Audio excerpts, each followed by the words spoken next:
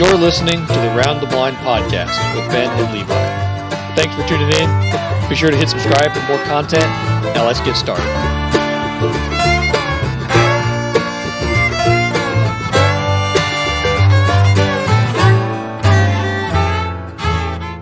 What's going on, guys? Welcome to episode 4 of Round the Blind. We're here with Combat Waterfowl, Mr. Cody and Mr. Robert.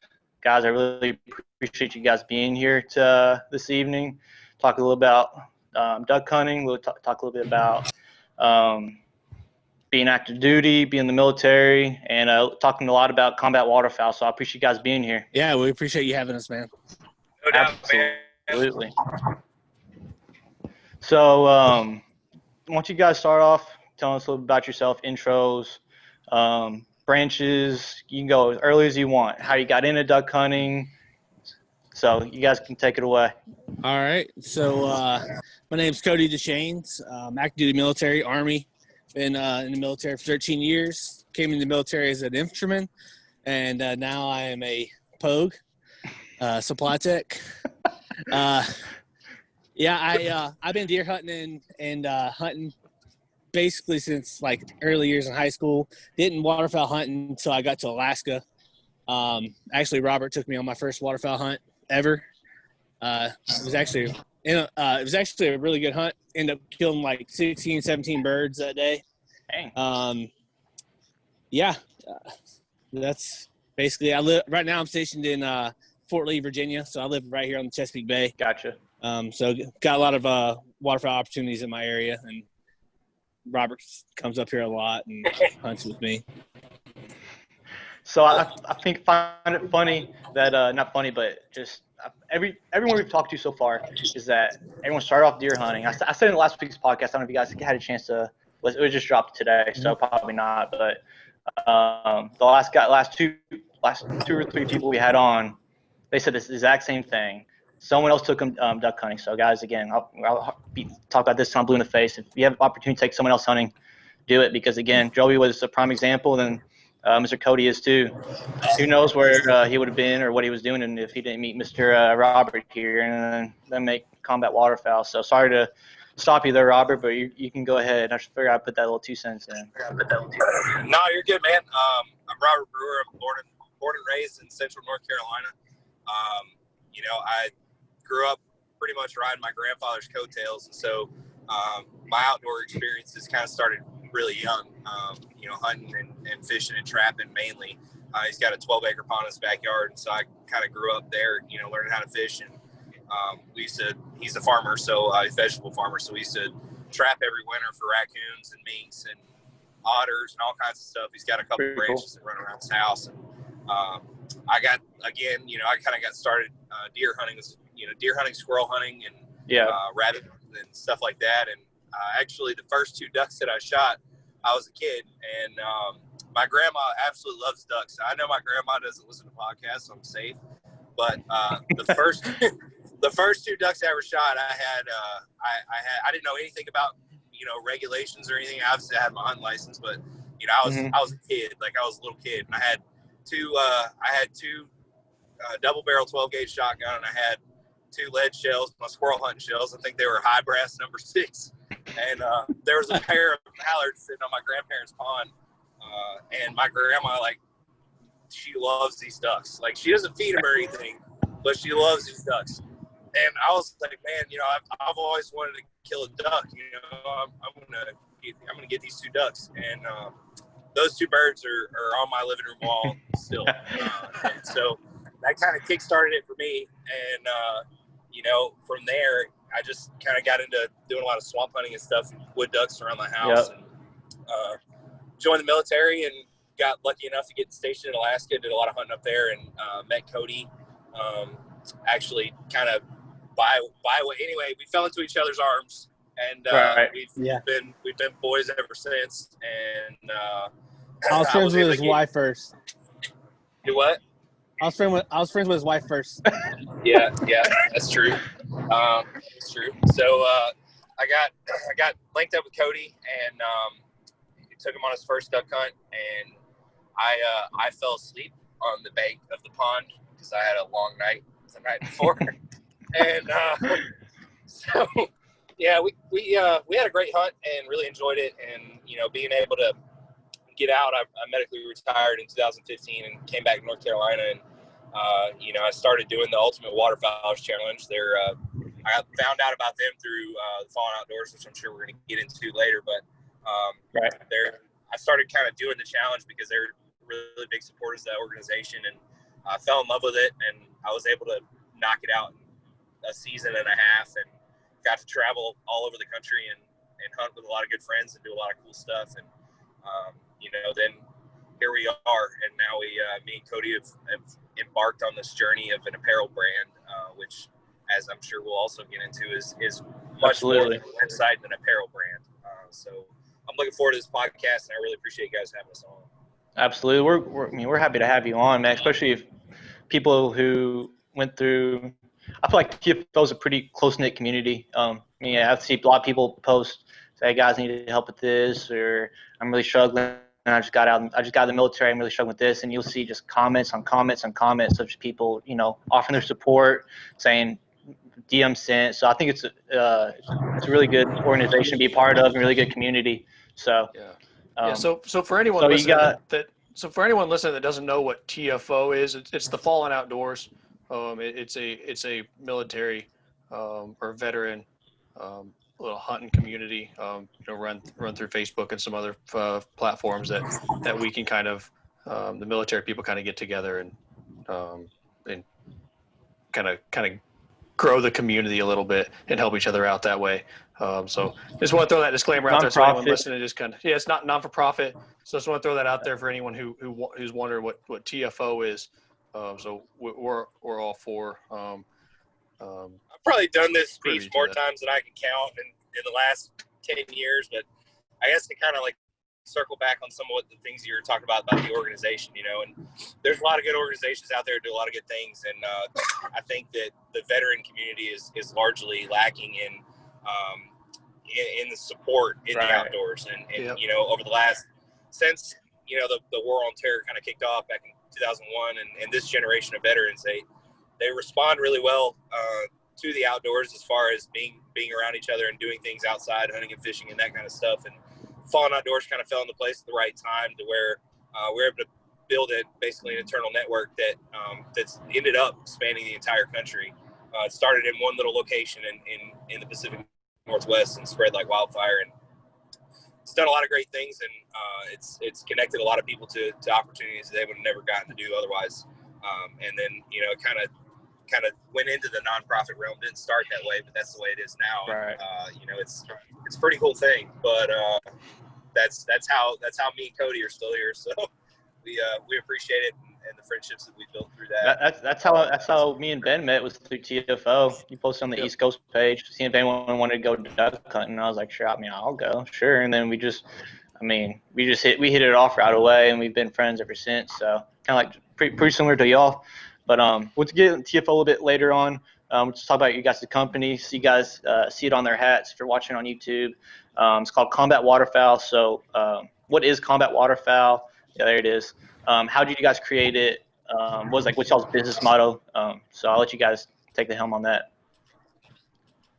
I'll let Cody start on the how we started, because that was okay. That'll work. So how it originally started was Robert eventually, or when he moved back to North Carolina, he started his own little company called Southern Waterfowl. And what he was basically doing was buying overpriced decoys and painting them himself and then reselling them. Yeah. He was doing nothing but running down a rabbit hole, all right? Not really making any headway. I approached him and said, hey, let me run the apparel side of this company. And he just kept sitting on his hands. So eventually one day I was just like, you know what? I'm just going to start something separate. So, and of course I include Robert in everything I do. So I was like, Robert, you want to start this company? And he's like, yeah, let's do it. Let's think of a name. So we started, brainstorming on names. I mean, we had some dumb ones and probably some good ones. Could have been some good ones. But we were struggling trying to find a name that was unique. Out the Blind was actually on our list. Yeah. Yeah.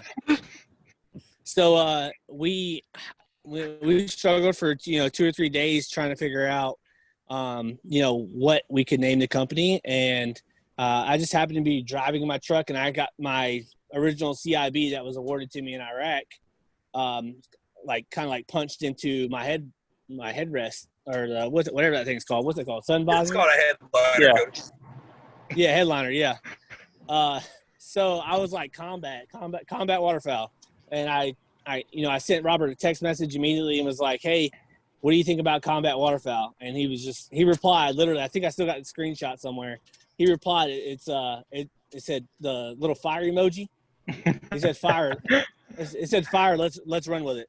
And I think the next day we had a business license and a tax ID and all that good stuff. And, nice.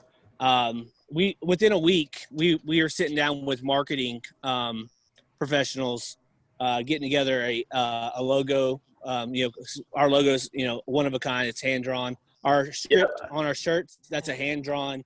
So nothing's copyrighted or anything like that. And then everything's copyrighted. We just didn't infringe on anyone else's copyright. Yeah. But yeah, Robert, you got anything to add to that? Yeah, no, I do. So yeah, Cody kind of lined it up with the decoy thing that I was doing, and I enjoyed doing it. It didn't do it for me, and it's really time consuming for a very marginal reward in the end. So we started the whole combat waterfowl thing, and we kind of jumped right in, like Cody said. We're kind of like 0 to 100 real quick type of people. So when we were like, yeah, let's run with it. Just like he said, I went on the IRS website. I went on the trademark website first, and I did a search for combat waterfowl and made sure that there were no other trademarks of that name or anything. I did some URL searching and some domain searching and just some research to make sure that we weren't stepping on anybody else's crank in the industry. And we had everything formulated really quickly, and that was kind of a blessing and a curse in some ways, I'll say. But I will say that when we sat down and we thought about, like, what are we going to do with this company and what does it mean to us, the things that came to my mind first were, where are the holes in the market, and what are things that, like, me as a duck hunter who's done so many, I'm very, very fortunate, very lucky, and very blessed to have been able to do a bunch of different type of hunting all over the United States. And so having been able to experience all those things, I've seen so many different people doing things different ways that, I want to represent that. Like, I would love to represent, this style of hunting on a t-shirt, like I wear stuff that I like to do, Right. When you looked at my closet before, like it was all stuff that I enjoy doing. It was either military related or duck hunting related. And like, if I was wearing a t-shirt, that's what it was. And so we kind of found some holes in the market, and we were like, nobody's out here doing this. We're going to do it. And, the name has kind of transformed in a couple of ways for me. It started more or less from a military perspective, but, as the brand has developed and gone over time, we're over a year old now. I see it more of a working man's waterfowl brand. Right. That's kind of the way that I look at it.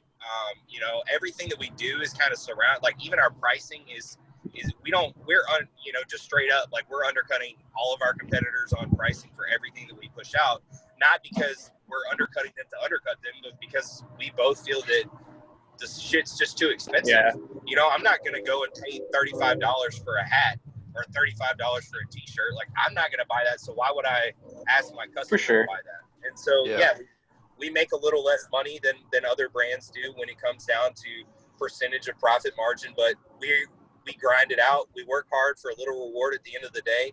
And our gunners that are with us on our team that have helped us get to where we are, they're all the same way. We have some awesome female hunters on our team. We have some of the most experienced duck hunters that I know in my personal life that we're blessed enough to have that joined our team to help us, shape our brand from their style of hunting's perspective. And so, I'll just say that we would be nowhere where we are right now, I don't think we'd have gained the traction and made it to where we are right now had we not had, and we still have all of the support of all of our gunners that are with us. So I think I probably saw y'all's company first time last duck season. I'm friends with Bryan on Facebook, the South Carolina State lead, and he was in a wood duck hole, and he had one of y'all's hats posted up, and he was advertising for y'all. I'm like, that's pretty cool. I clicked on y'all, and I mean, when you say clicked on y'all's Facebook page, when you say that you're hitting holes in the market, you're absolutely right, because I mean, was that your the Merganser shirt with the PBR? I mean, I started laughing. I'm like, that's pretty funny.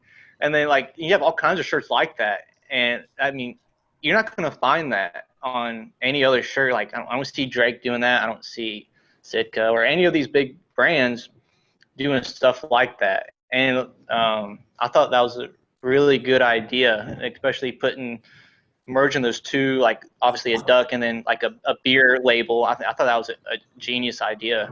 Yeah, and so I love y'all's logo too. I mean, ever since he posted it and I saw the hat, I'm like, that's a really cool logo. I was going to ask y'all about that, but hand drawing, and I really do like it. It's nice. So the first, Cody, I'll let Cody tell the story on how that logo came to be, but you know, like you touched on the beer label thing, and yeah, that's definitely a hole that we capitalize on, and we every word on the shirt has something to do, like it talks about corn, or you know, it talks about like the Merganser shirt specifically talks about like how you know how awesome Mergansers are or whatever. Just if you're listening to this podcast, go read it. It's pretty hilarious. But you know that's just one thing that our company's doing, and you know I know you guys kind of have some things tucked behind our hat, but this season we're really ramping up some photorealism and some you know I guess you would call it digital painting for some species that you've never seen on a shirt. As well as some realistic hunting representations of some of your favorite species that you love to hunt, and I think that's going to really hit well with those who actually go out there and do it, you know. But Cody, tell them about the logo real quick. So originally the logo, like I said, we struggle with logo just as much as we struggle with the name. We come back, we wanted to everything we do, we try to have some kind of significance to it.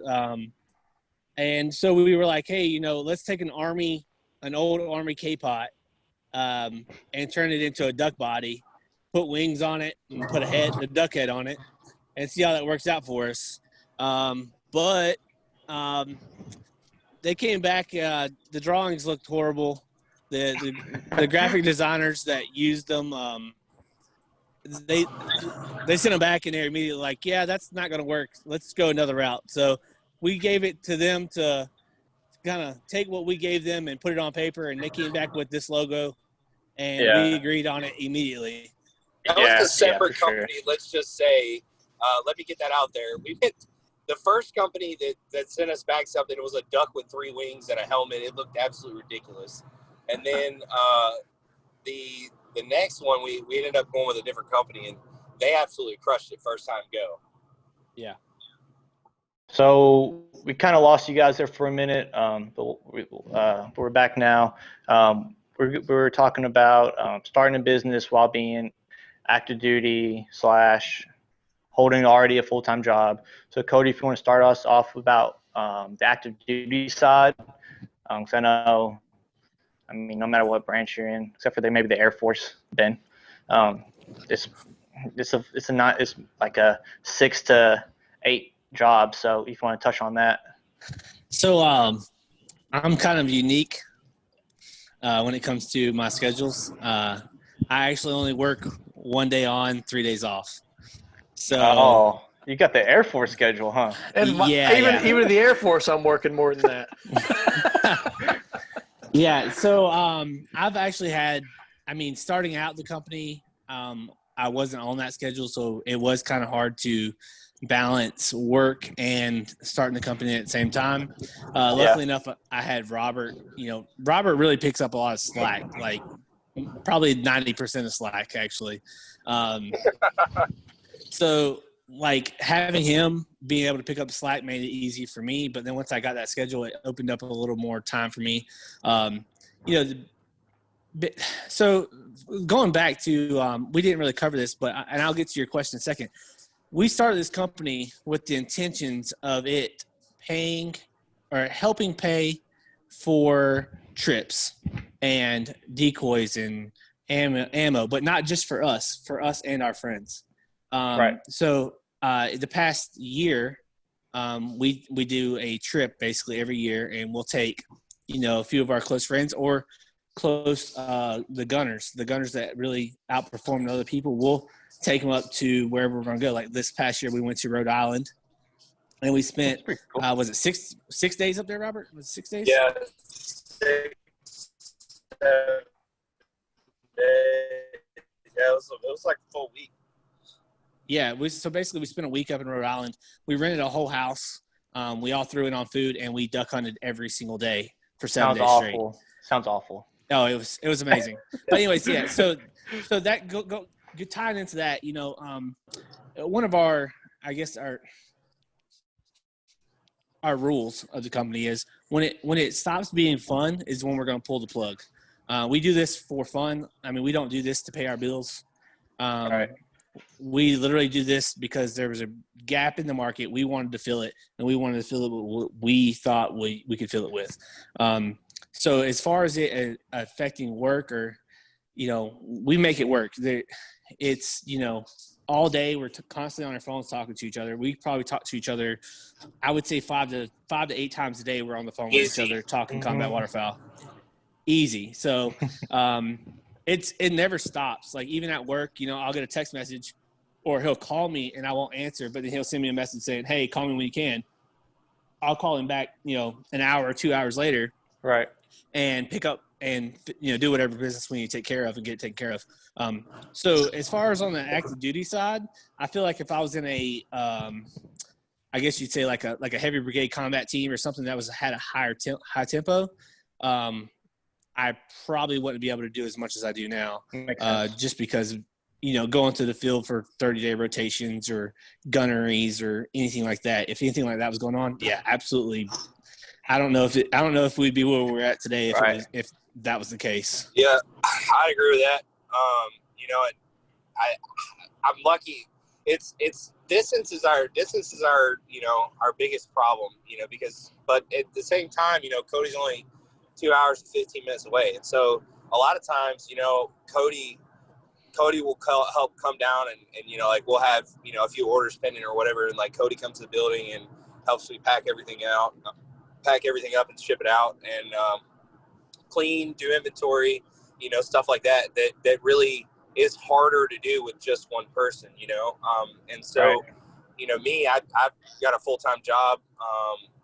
I work 4 days a week and I'm off 3 days a week, and so kind of that schedule and my current schedule, which I'm in the process of moving, and so I'll be changing jobs, but I work 10 to 8 4 days a week, so I have that morning time to kind of get stuff ready, and then in the evening after I get off work, just run out to the building, pack orders.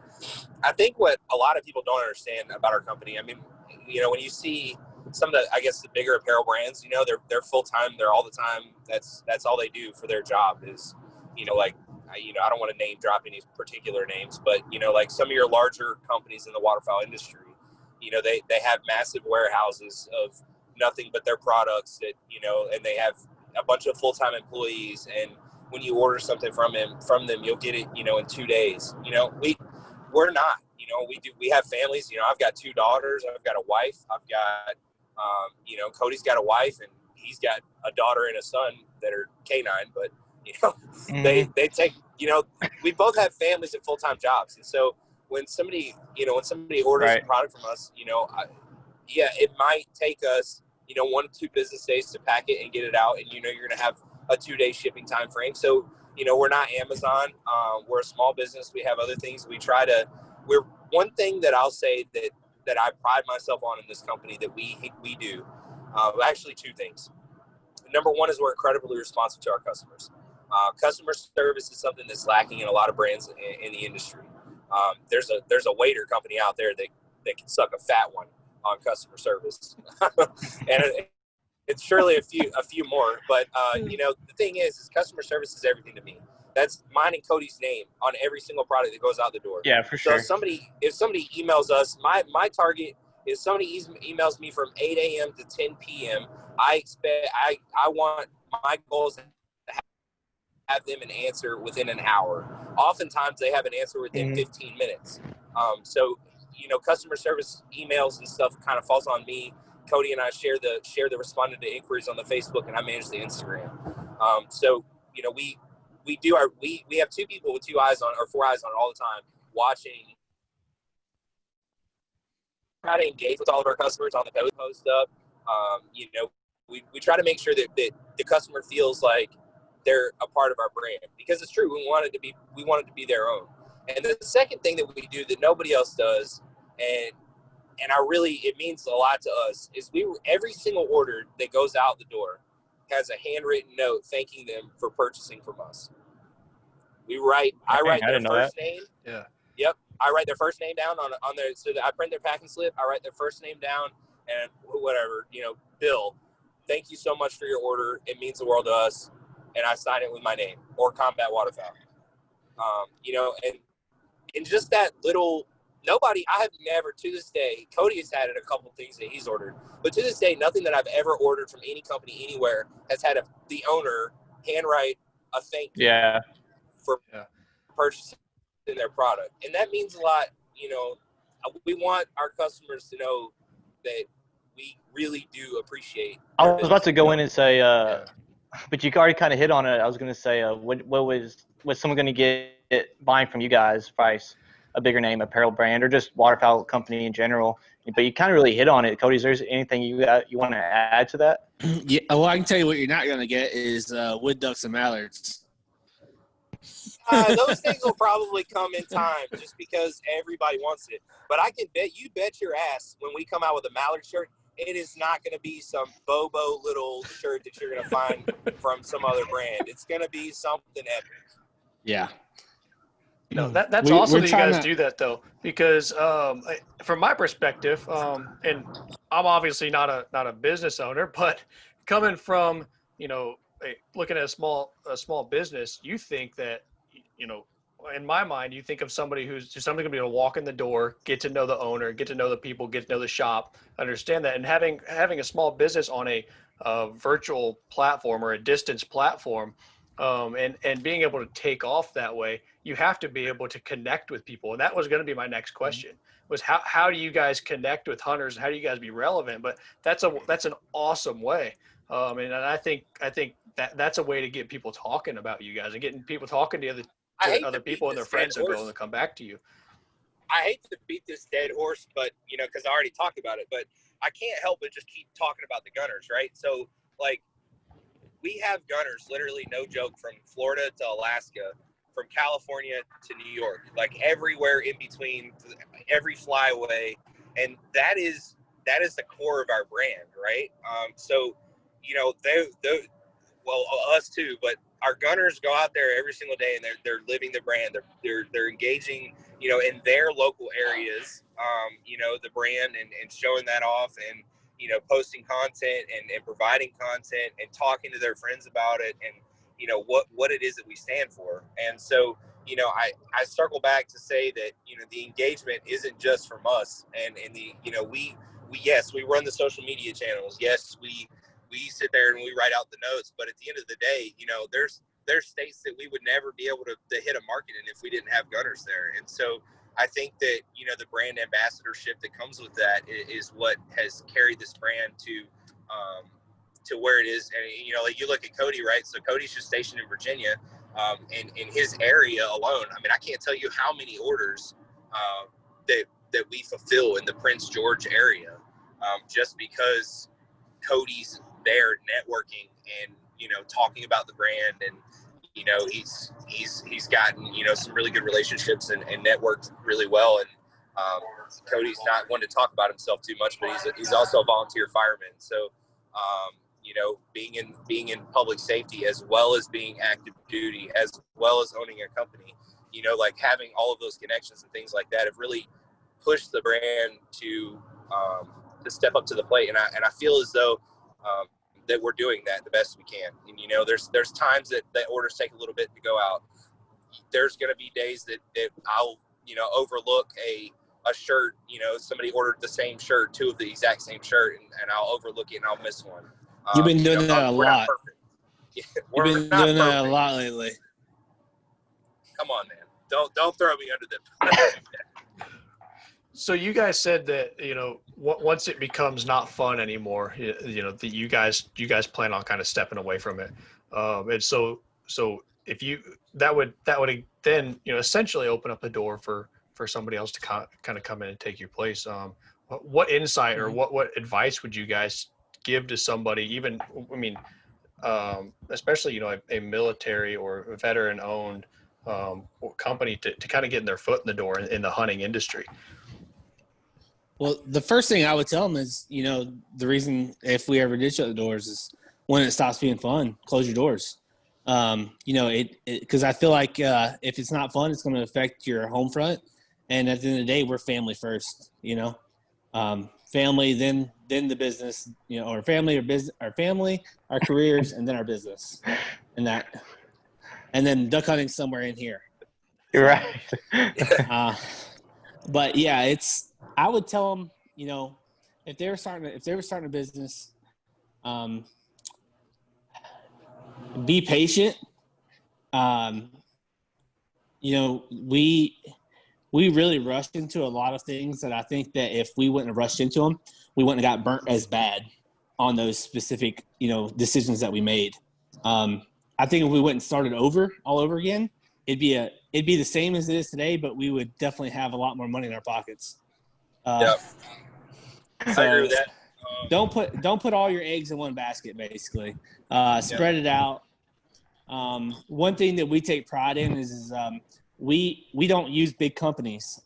We use mom and pop shops. So everywhere that we get our shirts printed, our hats embroidered, anything we get done is always in a mom and pop shop or a veteran-owned business, and we try to support veteran-owned business as much as possible. I'll add to that. The one thing that I would say in conjunction with patience, if you're going to start a business, find a hole in the market. Research your industry.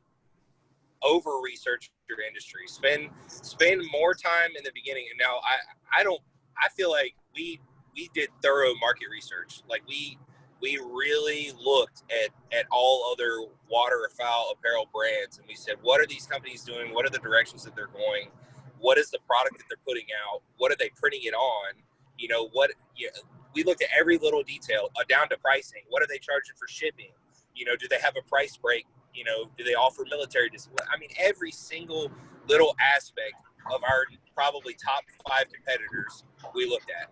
And so if you're trying to wedge yourself into a community, whether you're trying to become a duck call company, whether you're trying to become an apparel brand, whether you're trying to, make blind bags, I don't care what you're going to do. If you're going to mow grass, you better do enough research in your field sure that your product that you're trying to produce is going to have somebody to buy it.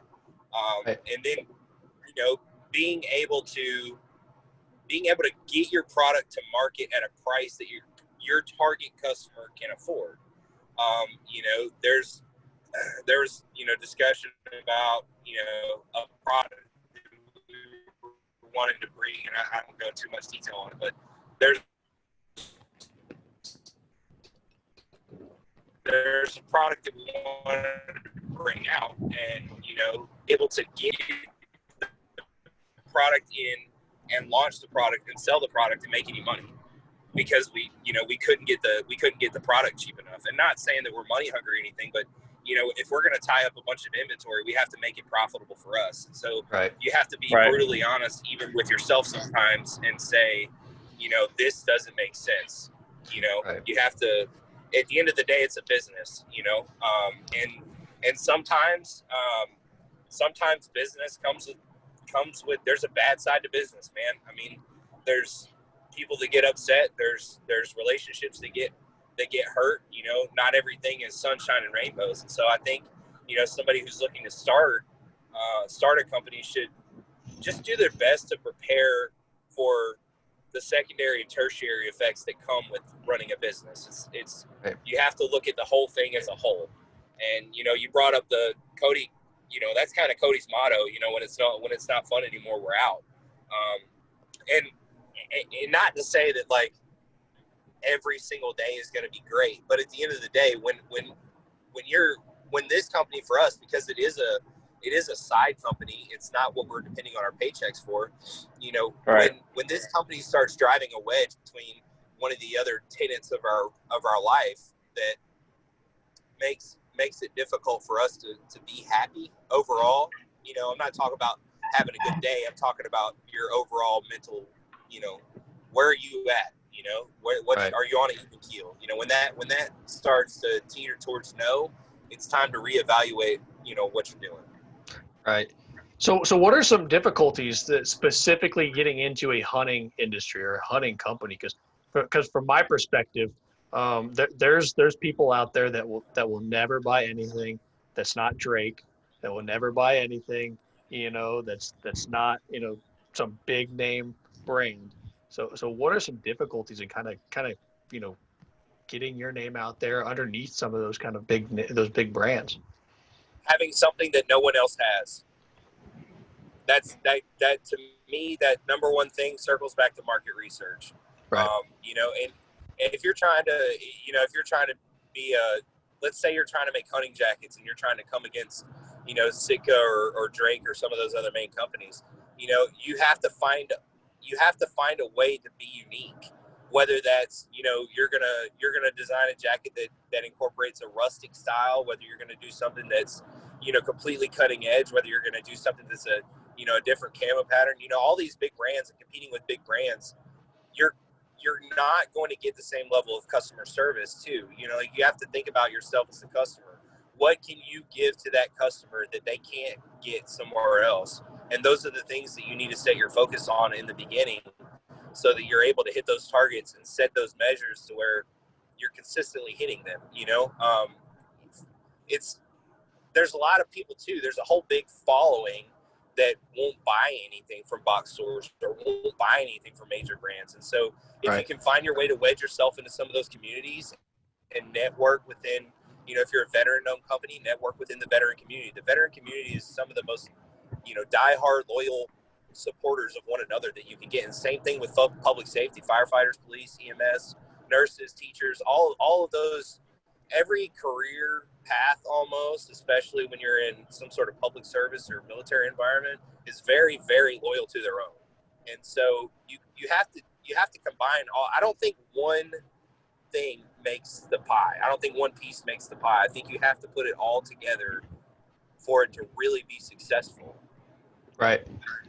Yeah. So have you guys found that a lot of your business comes from like the military or military, like veterans or military background customers, or is it just a mosh posh of people buying it at this point? So I would say when we first launched, a majority of our customer base came from the veteran community, and that's strictly because we were, a Facebook launch. Hey, all of our friends are basically all military. You got to think I've been in the military 13 years. 90% of the people on my Facebook page are people that I was stationed with over 13 years. Not as much waterfowlers, but more veterans. So we had a lot of people that just showed that brotherly support. Like, hey, my boy's opening a business. Let's support him. So it started out like that, and then it just kind of, I would say in the last, actually, I'll be honest with you, I can tell you the turning point. Turning point was last October for National Croc Day. We have a croc shirt. I don't know if you've seen it or not, but it says it's not just a shoe; it's a lifestyle. And apparently there's a National Croc Day, and we didn't know. For you YouTubers out there, yeah, I got mine on too. I got eight pairs. Yeah, right. My wife yells at me all the time. But so we didn't know there was a National Croc Day, but somehow somebody shared our shirt to a croc lover page somewhere, And we woke up the next morning. I mean, it wouldn't even wake up. My phone did not shut up. Basically, next morning, woke up, we had over 100 orders of that one shirt. Man, that's awesome. Yeah, it was great. It was absolutely great. And we've done that twice. We've actually bought 180 shirts and sold them out twice. So Crocs are there. But yeah, I would say majority, that's where our customer base changed. Because that just spread our name, nationwide there, instead of just being that veteran community. Right. It went to that everybody community. And then, we started hitting a few of the waterfowl pages and stuff like that. And then we produce good content. That's something that we kind of pat ourselves on the back is, Robert is a photo Nazi.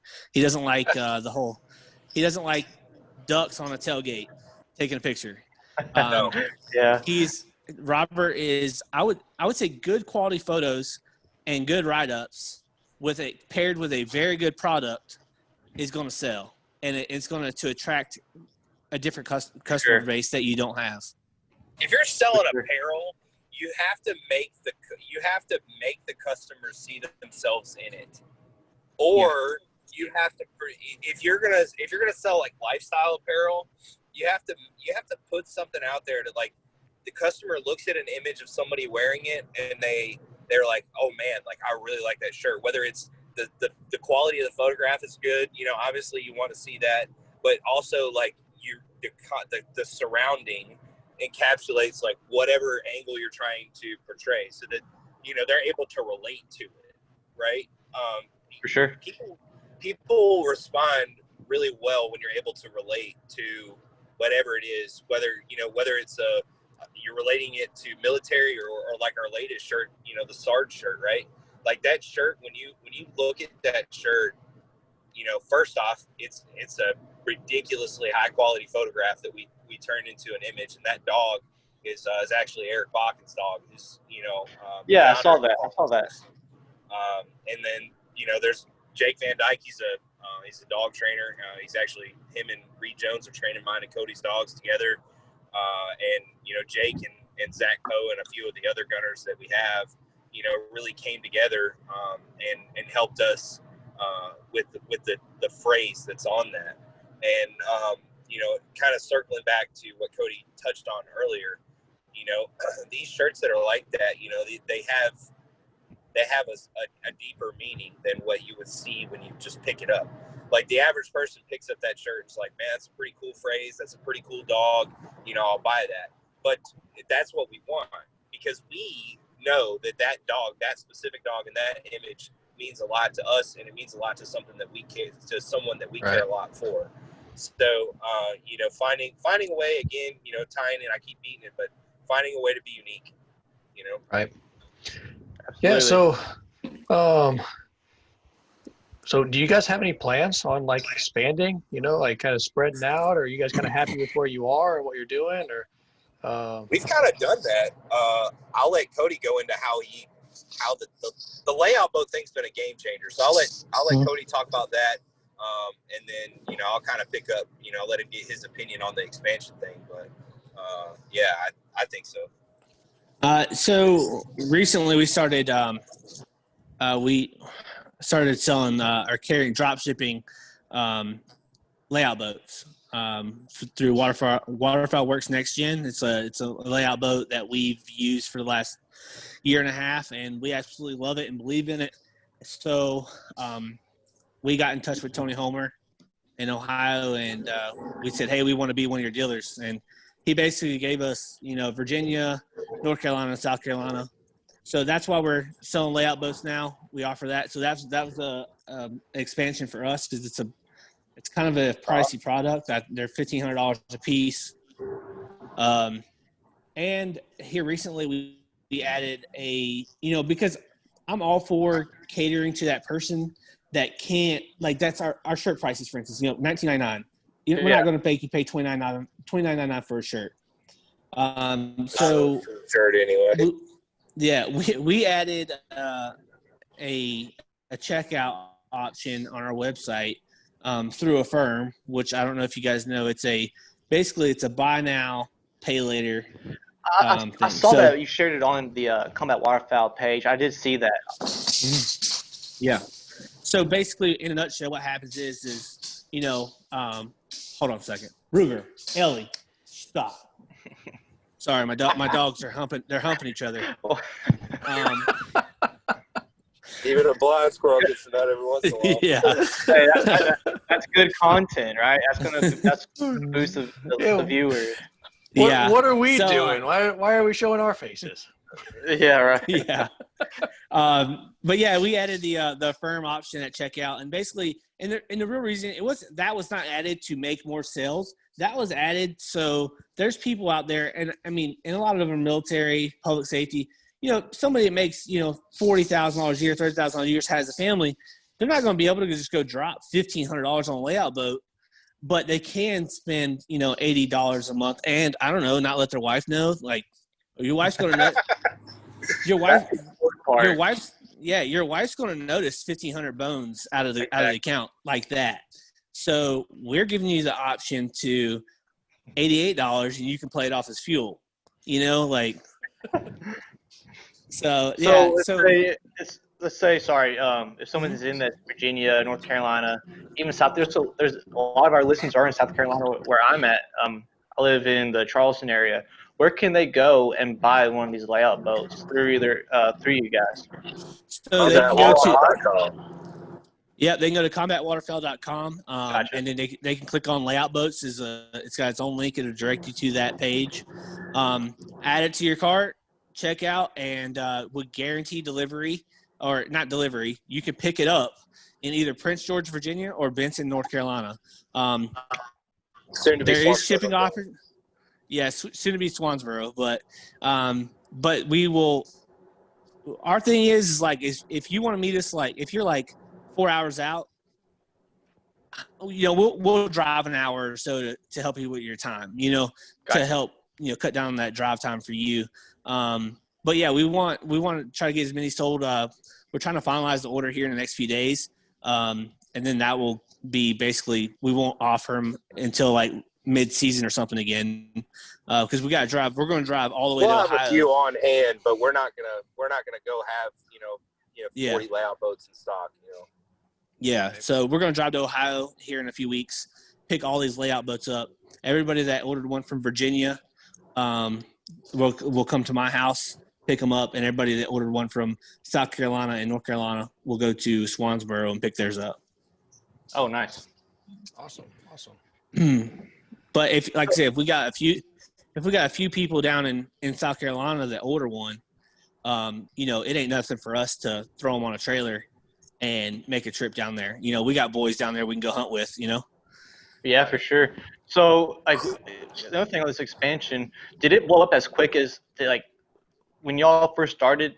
The growth you got, was it holy crap? I cannot believe we're getting this much attention, or was it about what y'all were expecting? Man, I'll let Cody say his piece. So honestly, we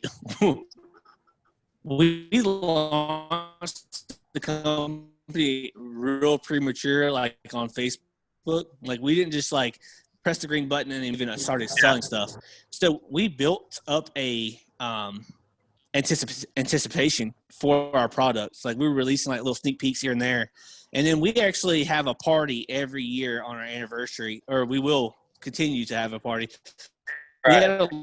We had a launch party, and we actually had 50 or 60 people there, and almost every person there bought shirts, and we basically hit the green button, turned the site on, and people were ordering stuff right there at the party. That's pretty smart. So I mean, that I think catapulted us into that, because everybody's seeing the live videos and pictures from the party, and they're like, hey, what's going on there? So it kind of grew, I think, before our Facebook page. That's awesome. We all around 10K right now, right? Yeah, we're about 200 away from 10K. No, we're less than that. We're 10. We're 10, so close. Yeah, we're 10 people away from 10,000. And, I mean, that for us, we're doing a giveaway right now, a huge swag package. It's basically one of every shirt we have and like a few hats. So once we get to 10K, we'll do that giveaway. But it took a while to get there, and it comes in waves. Every time we release a shirt that really just slaps, the Merganser shirt, the Bufflehead shirt, like something like the Spoonie shirt. I mean, the Spoonie shirt went real hard on the Spoonie guys in the Midwest, you know. So every time we release a shirt, we get 800 to 1,000 followers. Basically, is what it breaks down to be. So we're growing. I would say not as fast as we expected, but good. We're going pretty fast. So if you're listening, and you guys haven't liked Combat Waterfowl on the page on Facebook, go like it. Again, like Mr. Cody was saying, they're doing a giveaway. Enter for the giveaway. So let's help them get to 10K, guys. What are you going to say, Robert? Yeah, so I feel like it went pretty on par with my expectations. You know, the only thing that I would say is Instagram is slow to grow. I mean, we're almost at 3,000 followers on Instagram now, and you know, it's kind of hard to in my opinion, it's harder to grow Instagram than it is Facebook. Right. You know, other people would argue with you, but I feel like it is. And being that's kind of like my area of focus, and that's what I try to spend my time on, is growing our following. You know, I'm very happy with where we are a little over a year into our company. You know, Rome wasn't built in a day, and you know, as far as expansion concerned, you know, and I feel like Cody's kind of on the same page as I am. You know, I want this company to go as far as this company will go. You know, we're gonna push, but we're not gonna force, and that's kind of the way that I look at it. You know, we're not gonna make, you know, irrational or dumb decisions, but at the same time, if we're gonna have the supply that meets the level of demand plus some, because we want to continue to grow our demand. So, you know, we started, you know, with, you know, 3 or 4 different shirts and you know, half of a building, and now we've pretty much filled out, you know, one 12 by 24 building down one side, and you know, we'll fill out the back wall, and then we'll fill up half the other side, and when we get there, then we'll add on to the building and make it a little bigger, or do something else. But you know, I don't think we will ever get to a point in this company where we hit the brakes and say, nope, this is too big for us. I don't have aspirations personally I don't want to be the next Drake Waterfowl. I don't want to be the next Sitka. I don't want to be any of that. I want to put out a quality product, offer quality customer service at a price that they can afford. And as long as we're able to do that, you know, then we hit our target. And not saying that we're going to be lazy or procrastinate or anything like that, but just this whole company was surrounded on, if we can go duck hunting and we can go do some cool trips because of what this company's been able to do, then we met our metric. Then we, you know, we're on par. So we've talked a lot about Combat Waterfowl, what you guys are about, how you guys started. So let's go a little earlier. You guys said you guys met in Fallen Outdoors. So how did you first get involved with the Fallen Outdoors? How did you first hear about it? Stuff like that. So we actually, like I said, we're both stationed in Alaska together. And we had actually only known each other for probably about 2 weeks or so, but we had one common friend. His name was Josh Meduna, and he had just moved from Washington State, which is where TFO kind of originated from. And he started what the Team Alaska. So I was like, he told me about it, and I was like, you know, I want to be a part of that, you know, whatever. And Robert was basically about the same time, like, yeah, I'm down. Let's do it. So we ended up going, like, I remember it was our first TFO hunt. It was actually Josh taking us out as the veterans because we weren't TFO staff. We weren't staffers yet. Right. I mean, we were just veterans. And Josh took us out grouse hunting. And nice. We took my Can-Am out there, and we went out and opening day, it was October 10th, 2016, I think, 14, somewhere around there. And we smoked a whole mess of grouse. Like, I think we killed like 12 or 15 of them. Yeah. And that was our first experience with the Fallen Outdoors. And, and then Josh told us about it and told us what they did in their mission statement. And we're like, you know what? That's something we want to be a part of. So Robert, myself, we both became staffers for the Fallen Outdoors. At the time, it was really small. Mm-hmm. It wasn't really it wasn't even known on the East Coast at all. Like, it was like basically a Washington State and Oregon and Alaska. Yeah, that was it. So Oklahoma was, I think, around. I think there was Oklahoma, and I think there was Missouri. Yeah, and the only reason that this thing spread is because it was made up of a lot of active duty Army guys, and every time they'd PCS or get out of the military, they'd move back home or go to a different state, and then they would get there and they would start a new team. And makes sense. Yeah, and ultimately what happened was Josh Meduna and Robert both medically retired from the military. I ended up becoming the Alaska team lead, and then Robert medically retired and he moved back to North Carolina. After he got his roots settled in and everything like that, he started the East Coast chapter, basically. He started with North Carolina.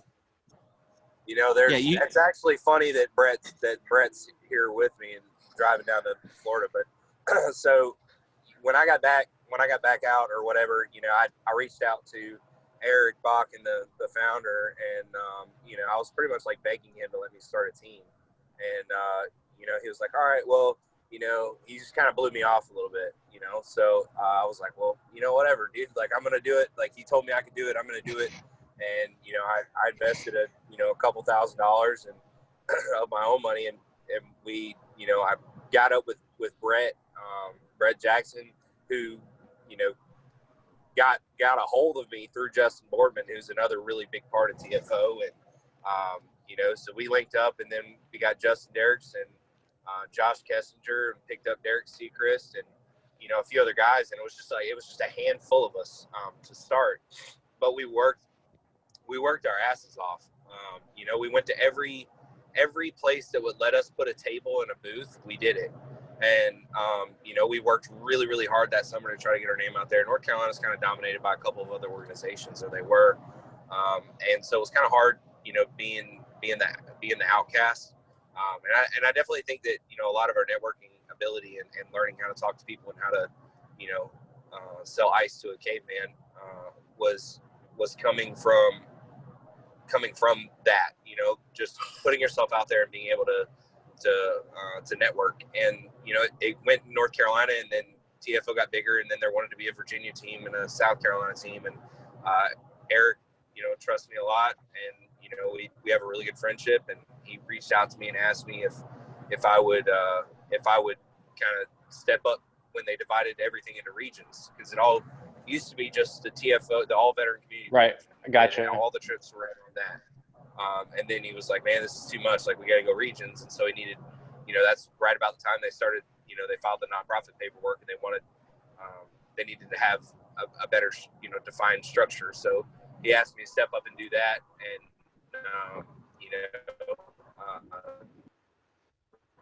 North Community lead, and I became the East Coast director, and started developing teams and all across the East Coast, from South Carolina on up to Maine.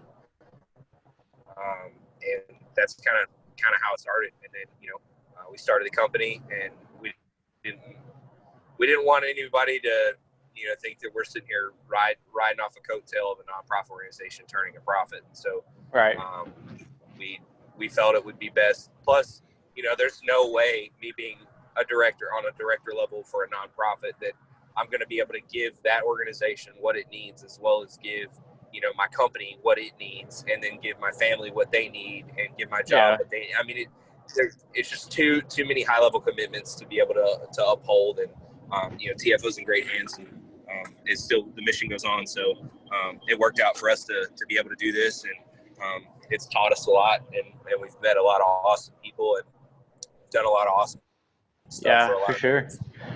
I know the first couple of trips I went on, I was kind of hesitant just because it's just, I didn't know these people. It's kind of, they're just randoms. But I mean, I've never been on a TFO hunt when I was like, man, I wish I would have stayed home today. Like, I've always had fun. People have always been super nice. I mean, there's a lot of people that are just civilians. They just want to give back to veterans, and they open up their farms and their leases. Their houses even, I mean, they cook. I mean, there's a lot of good things that, goes into just the hunt itself. Had a blast. I've always been surrounded by great people on these hunts. So, I mean, if you're a veteran or still on active duty, whatever, please apply for these hunts. Even though don't get discouraged if you don't get drawn the first couple times, keep putting them in. They're a lot of fun, and like Mr. Robert and Cody said, you meet a lot of great people through TFO and all these hunts. And there's anything between hunts, fishing trips. I've seen people shooting at like 1,000-yard ranges. It's just not just hunting specifically. It's a huge variety of trips that people post. So I mean, again, we're not like staffers or we don't hold any positions in TFO right now, but every year, just because we're not in that position doesn't mean we don't try to contribute to that organization. Yeah. So I do 2 trips a year, 2 really big trips. This year, my bow fishing tournament actually got canceled because of COVID. But last 2 years, we normally get about 50 to 70 veterans on that trip. I got bow fishing rigs that come from Maryland, Pennsylvania, North Carolina, all over the place, and they come to right here on Chesapeake Bay. We have really good catfish, really good gar, snakeheads, and we take out 50 to 70 veterans on that trip. And then awesome. I also do another trip, which I'm going to keep doing until TFO doesn't want me to do it no more. Yeah. But I team up with there's about 4 hunting clubs out here that are all together. Like, they come together as one for one day a year because they hate each other when it's not. But that one day a year, we normally get between 75 and 100 veterans out for over I 200. saw that last year, right? You guys put 100 people. I'm like, holy crap. And you would not – it's actually hard to get 100 people to commit to go hunting in one day. I believe it. But yeah, we do that every year. Big cookout. We have a live band. We have over 200 dogs running deer through the woods, and we end up killing between 20 and 30 deer. So it's not a lot. That's awesome. Yeah, that's awesome. So how can someone, whether they're military, active duty veteran, or a civilian, how can they get involved with TFO or any of these organizations to help and benefit and help grow these? Well, I mean, for instance, for TFO, you have the team leads. And most of the time what you can do is you can go like the Fallen Outdoors East Coast page, and then you can reach out to just make a post, say, hey, who's the Virginia team lead? So the Virginia team lead is actually Robert Casey. Yeah. And then the North Carolina team lead is what's his name? Alan. What's his last name, Robert? McCausley, yeah. And I don't know who South Carolina is right now. I've been out of the loop for a while. So. It's Bryan. Okay, yeah. So Bryan, he's cutting hair and taking people hunting. And doing weight loss programs. Yeah, he really needed it. And bass fishing tournaments. I really hope he listens to this. Yeah, we love you. Hey, we love you. We love you, Brandon. I'll be sure to text him and say, hey man, the Combat Waterfowl guys gave you a big shout out, and I'll just leave it at that. Yeah. Hey, I will tell you one thing: the boy can cut hair. Yeah, he can. No doubt. Yeah. He can cut a basketball in the back of your head real quick. Yep. And Nike swoosh. So what about like the civilian side? Because I know like when you go to join like a TFO like region, it says ask you these questions: what branch or like what branch are you still in? Yada yada yada. And I think it almost positive in the rules it says like civilians can't join. So how can a civilian reach out to someone without getting in the group and say like they want to host a hunt? You know what I mean? Super easy. Yeah. Super easy, man. All they got to do is literally just type in the Tfo Hunt Outdoors, the main page. It's got a lot of followers behind it. You just click that main page and then you scroll down. I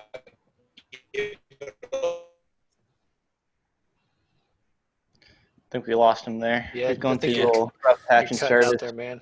So what he was saying is you can go to the main page of the Tfo Hunt Outdoors, scroll down to the message button, shoot the page a message, and you'll have one of the admins will shoot you a message back with the contact information for who you need to reach out to. Gotcha. And most likely it'll be Rob Spence, which is the East Coast director, or it'll be the actual state that you're located in.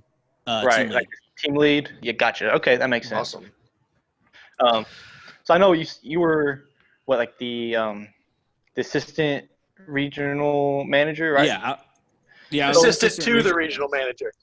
Yeah. I was. He was my secretary. Yeah, I was his secretary. So I mean, if that tells you anything about mine and Robert's relationship, I literally uprooted my family from Alaska, and I was like, I need to get as close to North Carolina as I can. And they were like Fort Lee, Virginia. I was like, let's go. Like I didn't care what the job was. Yeah. I was like, let's go. You know. So like I wanted to get over here on the East Coast. So is that quite a bit of responsibility as like a regional manager? A ridiculous amount of responsibility. It's a lot. Robert. You're managing. So like, can you guys hear me good? No, you're fine now. You're good. So I mean, so not only are you responsible for basically being like the head moderator, if you will, for the East Coast page itself, you're constantly on the phone with all the team leads and assistant team leads within your area. Then you're also consistently on the phone with people in the director level, talking with, or not the director level, but the national leadership. So, you're talking to, the president, vice president, secretary, answering, questions that they have. You have to, account to Traeger, the treasurer, for, any kind of, financial stuff, because, with it being a nonprofit, I hate to say that money meddles everything, but it does. So when somebody is donating their money to you, and you have that 501c3, I guess you have that nonprofit status. It's official. There's certain tax implications and things that you have to track, and so you're basically running a business. And I mean, not basically, you are running a business, and being a regional director, you're still in the state that you're in. So, even though I was the East Coast regional director, I mean, there's still, there's, especially in North Carolina where, obviously TFO on the East Coast started, I had a lot of contacts and a lot of things that, I already, kind of had. And so trying to transition those away and try to push some of that responsibility down to the North Carolina team lead, and let them kind of pick that up and run with it and make their own relationships. And, you're still trying to juggle all of that at one time, plan fundraising events, because being a nonprofit, you have to get donations. You're not going to get donations if you don't have visibility. So you're at every single trade show and every single thing that you can do to think about ways to raise money. You kind of have to get creative for your area. So, I mean, it's a lot of work. And it's hard because it's all volunteer, so you're dealing with people that, they're giving up their time with their family for nothing to go and help you. And so sometimes that causes, hardship in trying to get people to staff these shows and getting people to come and help you. There was times where, you go and you're trying to get an event set up and you can't find anybody to work it, and you have to pull the plug on the event, and so it's a big juggling act. It's a lot of responsibility. And there are some pretty substantial legal implications if you go and you screw something up. So it definitely is a heavy responsibility, even if you're just a team lead, or an assistant team lead. I mean, all of those things. When you bump that up to a regional director, not only are you doing that for your state, you're helping for your state, but you're also having to make sure that somebody 500, 600, 700 miles away from you is doing the right thing too. Somebody that you may not have even met. Yeah. So with that being said, y'all both having that position, did that translate pretty well when you guys started combat waterfowl? Was it pretty? Did you guys use a lot of like the knowledge you guys got from running the East Coast or West Coast, just having your business, if that makes sense?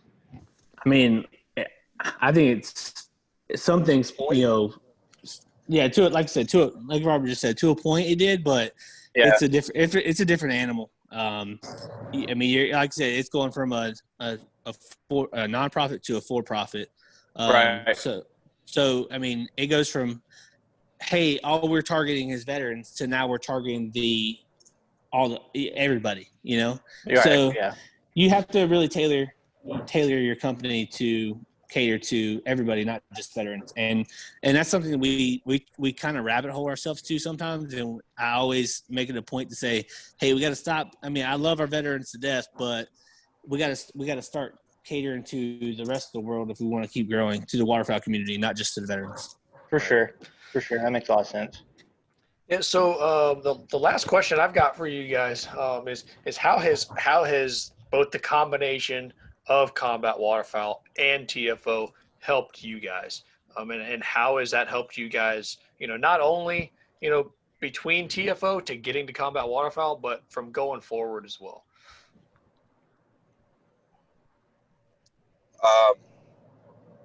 I mean, I definitely think that combat waterfowl, or excuse me, let me back up. TFO laid, you know, some relationships and some networking opportunities down for us to, you know, some of our gunners are, you know, either current or former TFO staff members. You know, Eric Bakken is one of our gunners, and, you know, obviously he's the founder. And so, you know, there are a lot of friendships that I wouldn't have if I had never been a part of TFO. And I think that some of those friendships and definitely I'd never run a business before. And so I had to learn real quick because, you know, Eric and I have a really good friendship and a unique trust in one another. And, you know, I don't think that there's anything that he could call me and ask me to do that I wouldn't say yes to. And so when he asked me to do that, you know, he asked me because he was asking me, but he wasn't asking me. But I didn't take it as, you know, like, hey, you're doing this. It was like, hey man, like, I really, brother, you know, I need your help. And so, you know, learning all that stuff kind of at the drop of a hat, and then I would have never been able to do it, you know, without, you know, the people that helped start North Carolina. And then when I took the regional spot, having Cody, I mean, it made it so much easier. And I'll say that, you know, those connections and those friendships that I have, I mean, I still have. You know, I met Brett because of TFO, and here I am, you know, 6 years later, me and him are riding to Florida right now to go pick up a boat together. You know, we see each other a couple times a month, and, you know, we make it a point to speak to each other on a regular basis. And, you know, all of those connections and stuff, I think, laid the groundwork for TFO. Do I think that, you know, a lot of practices are the same? No, they're completely different, because like Cody said, you have a nonprofit and a for-profit, and it's a totally different market. So there are certain underlying principles of running a business that are core to each one that I think we've both been able to help us in our success. But, you know, I think that the relationships and the networking that we built was the primary thing. Yeah.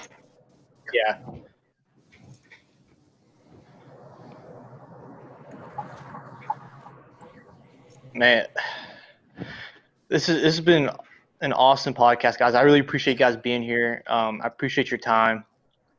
Guys, if you haven't liked them, again, follow them on Facebook at Combat Waterfowl. Is y'all's Instagram handle the same, just at Combat Waterfowl? Yep. Combat Waterfowl for both, and combatwaterfowl.com and combatwaterfowl@gmail.com. There it is. Is that all the places the fine people can follow you at? Oh no, we got a TikTok too. We're working on it. We're growing. We're not good TikTokers. Cody's horrible. Cody's horrible at dancing. So yeah. And I always find myself getting on TikTok to like publish a video, and then I end up watching a whole bunch of WAP videos. So yeah. You should post your dogs in there. Dogs are He guaranteed does to have blow a up. dog TikTok. Actually, if you go to my TikTok, there's a dog. My dogs, they know how to open the gates at Oh. my house, and there's a video of them opening the gates. That's funny. But yeah, man, we appreciate you guys having us Absolutely. on. It's definitely a pleasure. We'll return the favor and get you guys on the podcast. We'll look at our schedule Cool. and we'll be in touch for sure. We'd Awesome, love to guys. do it. Yeah, we're both privy to the Virginia location as well. So I'm stationed over here at Langley Air Force Base. So if we can ever get out and share a blind, I'd be down 100%. Oh shoot, dude! I thought you were in like North Carolina or something, but dude, No, you're like, man, I'm over here at Langley. shoot, I was just in Norfolk today. So, Oh yeah. yeah, man. Yeah, I'll hit you up, man. I got quite a few blinds in this area, and some fields. So Ever since I left, he just hasn't been able to find anyone to replace me. So well, you gotta fight Robert to hunt with me. He likes to bring all the North Carolina you can people. start Air Force Waterfowl. Air Force Waterfowl. Man, it'd just be a bunch of chairs, a bunch of Air rolling Force. chairs. You guys sell pre-sharpened pencils. Pretty sharp. Yeah. didn't you say there was like a canvas back in 18, Ben? Was there like a blonde mallard or? Yeah, so over here on Langley, there was a blonde mallard sitting over here on Langley for about 2 weeks during the 2018 season. I was trying to figure out how I can get my BB gun out there and see what I can do, but I didn't want to. I got one. I got a blonde spot. mallard. I got a blonde mallard hanging out at Walmart right now, and I've been looking at it for 2 years. There's one in my neighborhood. There's one in my neighborhood here in South Carolina, and she'll hang around with the Drake. And I finally got up with my buddy. He gave me his Gamo gun, and as soon as I got that thing, she was gone. She must have knew. Yeah. I gave it back to her. Gave it back to him. And like another week and a half, she was coming back around. And I'm like, you son of a bitch. Yeah. All right, boys. Well, I really appreciate you guys for having us on, man. We look forward to talking to you soon. Hey guys, 100%. Yeah, absolutely. I appreciate you guys being Yeah. on. Yep. All right, Yeah, man. absolutely. Y'all have a good one, brother. Yeah, Yes, sir. You too. So that was Robert and Cody with Combat Waterfowl. Like they said, they're the founders and owners. Again, if you guys haven't looked at their merchandise, their apparel, go give it a look. A lot of good stuff there, like they're talking about in the podcast, where they put ducks and they mix it with beer labels. They have all kinds of stuff like that. It's good quality. Again, it's for the working, like what me and Ben are trying to. That's why we started this podcast, because we're average guys ourselves. We kill average amount of ducks. I mean, everything about us is we're just average Joes, man. We're just nothing special about us. We're not gonna claim to be know-it-alls. We're not gonna claim to go out there. We're not gonna try to go out there and put anybody down, tell anybody they're doing something wrong. We do things, our way, but we're also pretty humble guys, and so we enjoy giving people platforms who have benefit to share, whether it is from a military standpoint, a veteran standpoint, a small business standpoint, or even last week from a duck calling standpoint. So I am thrilled that the Combat Waterfowl guys were willing to come on here, and I'm thrilled that we were able to give them a platform, even if it's not as large of a platform as they're used to. So we 100% appreciate their participation, their support, and we're just thankful that we were able to give them a platform to talk about themselves and share themselves a little bit. Like I said it last episode, probably I'm going to say it just about every other episode. I'm just grateful that they have their own business on top of working full time, or Robert's full-time job, Cody's 1 day a week job. But I'm just grateful that they took time out of doing what they're doing, sit down and talk. Like you said, we're talking ducks, talking waterfowl, and hell, I wish we had more time, because we didn't even touch anything really hunting related. It was just all business, and then falling outdoors. So we'll definitely see if they want to come back on, so we can just do an episode of just hunting and places that, again, before we started recording, Cody said that Robert went to Alaska and Arkansas twice in a span of like 3 weeks, and he went all over the place. So that man has hunted and seen a lot of different things. So they're both really smart guys and have insight to share, just hunting around the whole country, not just a state or an area. So we'll definitely see if they like to come back again.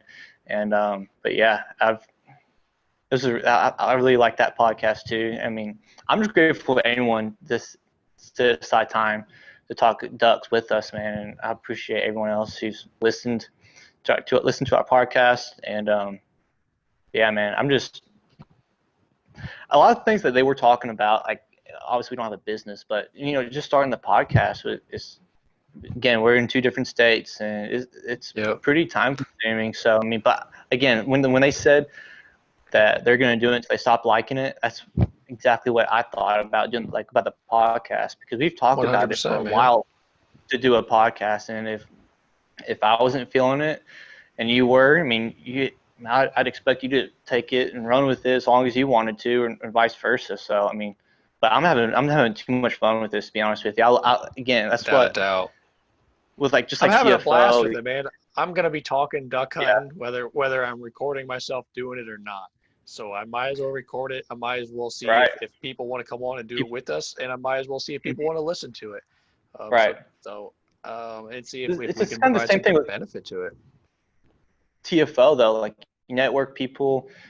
I mean, I don't know if we had ever talked to Robert or Cody in my entire life if it wasn't for this platform. So I mean, just networking alone and talking to people, and just, I mean, who knows when I want to take my Alaska trip for duck hunting. You know what I mean? Those are the guys perfect to talk to and pick their brains about it. So I mean, just I always, I mean, again, I like talking to people. I like meeting new people, and so far, I mean, everyone we've talked to, I've thoroughly enjoyed, and I hope they enjoyed it just as much as we did. So. Yep. All right. Well, guys, go check out Combat Waterfowl. Go buy some of their merchandise. Go buy some of their apparel. Check out their layout blinds. See what they got going on social media. 2 great guys. We got some big stuff coming up for you this next week. Levi, go ahead and tell them what we got coming up. Well, we got Mr. David Strickland. He's coming on Tuesday, and then we got Mr. Colby Sarvis and Mr. Josh Townsend coming on later that week. We talk a lot about management and habitat with Mr. Strickland, since he's a biologist, and he does a lot of land consultant, and he created Carolina Wildlife Syndicate. I know I was talking to him on the phone the other day, and they've done a lot of stuff since being created in 2018, I believe, or 2016, 2018 timeframe. Don't quote me on that, but it's been relatively soon since they started it. And he said that they've made leaps and bounds in just habitat in the state of South Carolina. So I'm really excited to pick his brain, because that man is beyond smart. He went to college with Charleston, I believe, for his biology, and then he went to Clemson for genetics. So man's really smart, and that's going to be another podcast where it's might go 2 hours, just because we'll be picking his. I mean, I'm sure we're going to be asking the questions that come up during the podcast, and then we got Colby and Josh coming on. Colby's going to talk a lot about out west, like Alaska, Washington. If you want to do a trip out there, listen to that episode. And just networking, saving money while doing your DIY trips, or if you decide to go through a guide. I know he's done a couple guided hunts too. So, but if you are coming from Combat Waterfowl, please give us a like and a follow. We're doing a call giveaway through Tecton Game Calls once we reach 500 page likes. So once we reach that 500 page like mark, please keep an eye on the we'll pin a post for the entry to be drawn or to be entered in for the drawing of the duck call, and I'm sure I'll have the picture posted before this goes on Sunday night, Monday time frame.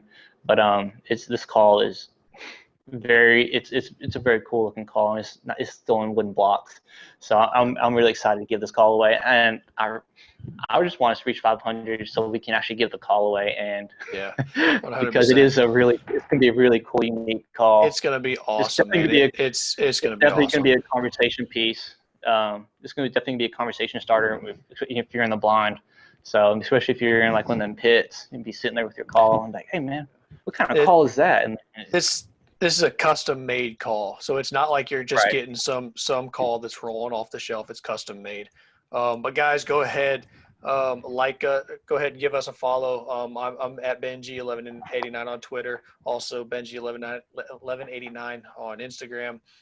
You can find us at Round the Blind on Facebook, and you can find us at the Bow Hunting Vet on Twitter and on YouTube. And then Levi, go ahead and shout out your Twitter as well, ma'am. My Twitter is at L_Collins6, and then Instagram is at Collins COLLINS_ all the shots. Yeah. So go ahead, check us out. Remember to subscribe on your podcast platform, subscribe on YouTube, because Levi makes other content as well on that channel. So also, if you have not noticed the hats that we are wearing, check them out, the Bow Hunting Vet hats. So those will be. We don't have a logo yet soon. for Round the Blind, really. So we're still in the beginning phases of our little podcast. So once we get a logo out, we'll get some hats, some shirts. If we'll post them up on the page. So. All right, guys. So check us out. Remember to be active on our Facebook page. We already told you we got Mr. David Strickland. We already got Colby Sarvis coming on. We got a few other guests. So once we announce our guests, post in their comments you want to ask, send us messages, content you're interested in. But this has been the Round the Blind podcast. Thanks for listening.